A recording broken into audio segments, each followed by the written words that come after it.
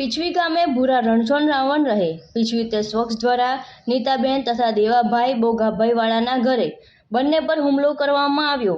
આ હુમલો સાંજના સમયે કરવામાં આવ્યો।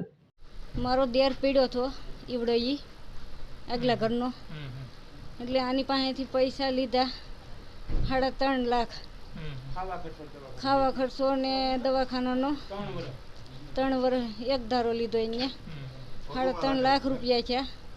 આની રિક્ષા ખોટકાણી, અહીંયા પૈસા માગ્યા કે મારી રિક્ષા ખોટકાણી, તમે 2 બકરા વેચ્યા છે, મને 5,000 આપો, એટલે કે હું મારી રિક્ષા હમી કરાવું।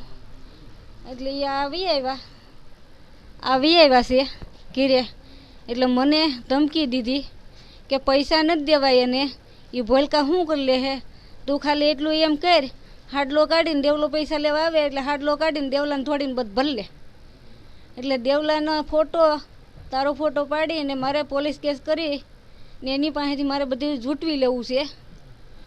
એટલે મેં કીધું એ હું આજે નહીં કરું ને કાલે નહીં કરું।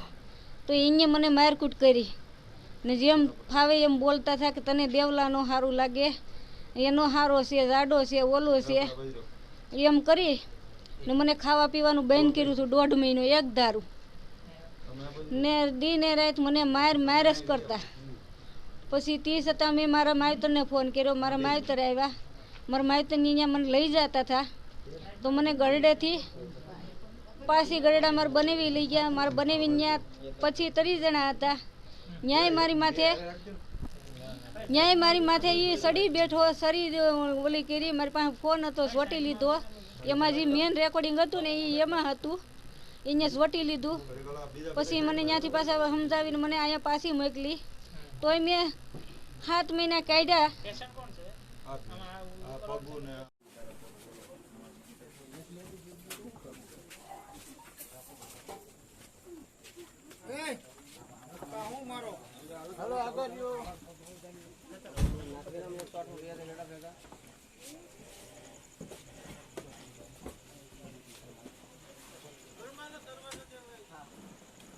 હાલો ભાઈ, હવે કોઈને આવવાનું છે, કોઈને જોડે બેનો કોઈ એક હજાર લેતા